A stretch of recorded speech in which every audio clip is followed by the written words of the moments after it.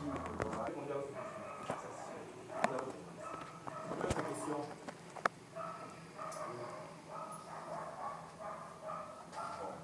la suivante. Les Fonds mondial management, c'est un concept qui me semble assez intéressant. Et supposons que je vais peut-être ouvrir une boutique et que j'ai peut-être un fonds de commerce et qu'à un moment donné, je ne sache quasiment rien de ce qui concerne la comptabilité, la gestion de ces finances, de ces moyens. Pourquoi est-ce que les Fonds mondial pourraient impacter concrètement ce projet? Aussi, j'aimerais un peu avoir une explication concrète de ce qui concerne le bâton et l'autre résultat concernant ça. Non, justement, ça c'est comment on peut dire, c'est la réponse à la problématique. Ce que vous posez là, c'est la problématique. Et le médecin mondial en est la réponse à cette problématique. C'est la réponse à cette question. Nous sommes là maintenant parce que nous avons fait un constat au Cameroun. C'est qu'il y a beaucoup de PME au Cameroun. Mais la PME au Cameroun est mal structurée. On dit que quoi? On dit environ, les études ont démontré que, bon, c'est parce que vous n'avez pas le document, je vais vous présenter ça ici. Les études démontrent qu'environ 90% de la population du secteur de la population active au Cameroun est dans le secteur informel. Et dans le secteur, 90%, vous vous rendez compte, et la faiblesse, on ne ressent pas le besoin économique. Pourquoi? Parce que ce secteur informel est d'abord de 1. Il est très mal structuré, très mal organisé, parce que le fait d'abord qu'ils ne sont pas suivis sur le plan juridique, les États ne peuvent pas avoir les données statistiques fiables dans ce domaine-là. Il y a d'abord le 1.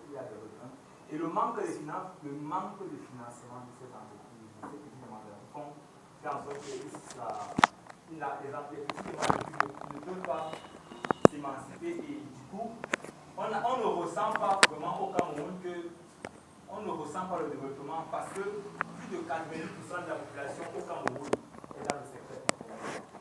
Ça veut dire que quoi? Vous ne pouvez pas voir quelqu'un au Cameroun qui vous dit qu'il ne fait rien, qui a les bras croisés. Tout le monde fait quelque chose. Mais quand on voit, en fait, il n'y a rien. Pourquoi? C'est à cause de quoi? Manque de financement et manque de suivi. Et parfois, d'autres ont le financement, mais du fait qu'ils ne connaissent pas.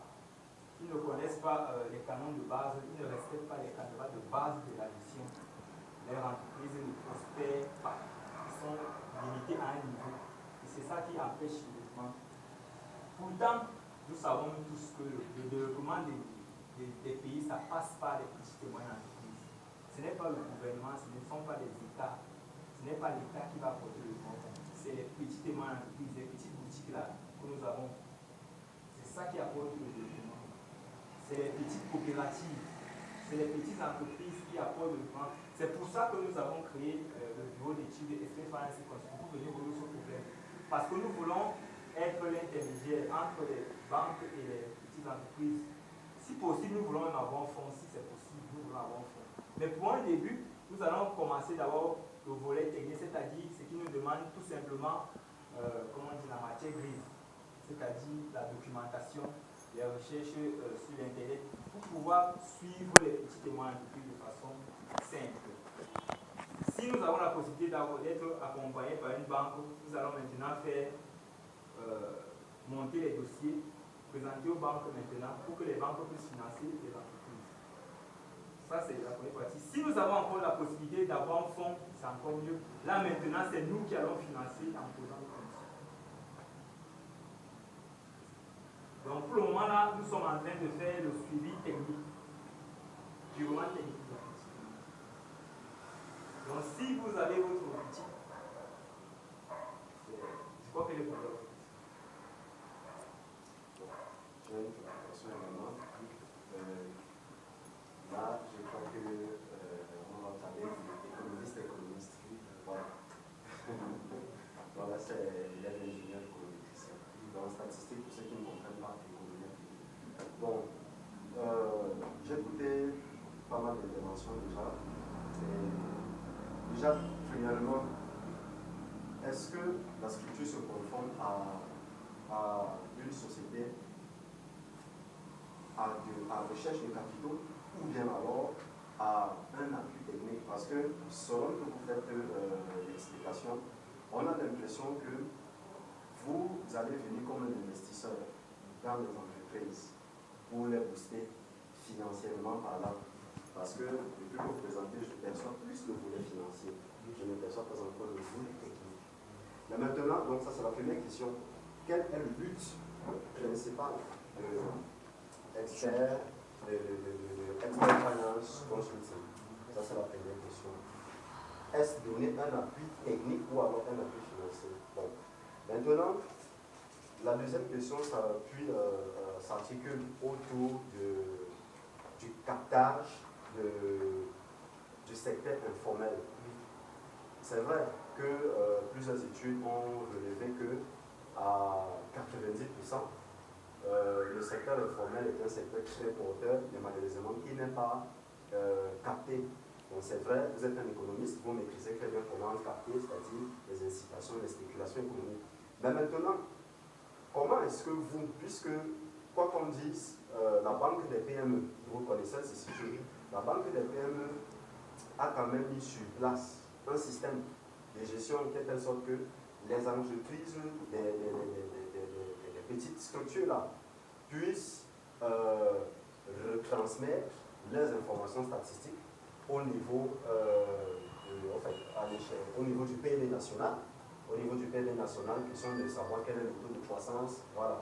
Maintenant, comment est-ce que vous allez parvenir à capter cela, puisque le gouvernement camerounais en fait déjà quelque chose. C'est vrai, l'effort n'est pas considérable, mais en quoi est-ce que vous allez être différencié de cet effort-là, si tant tel que le système juridique en place, parce que c'est là toujours il y a le problème, si tant tel que le système juridique en place ne permet pas déjà à ces banques, des PME-là, d'être efficaces. Comment est-ce que l'expert Financing Consulting va se démarquer?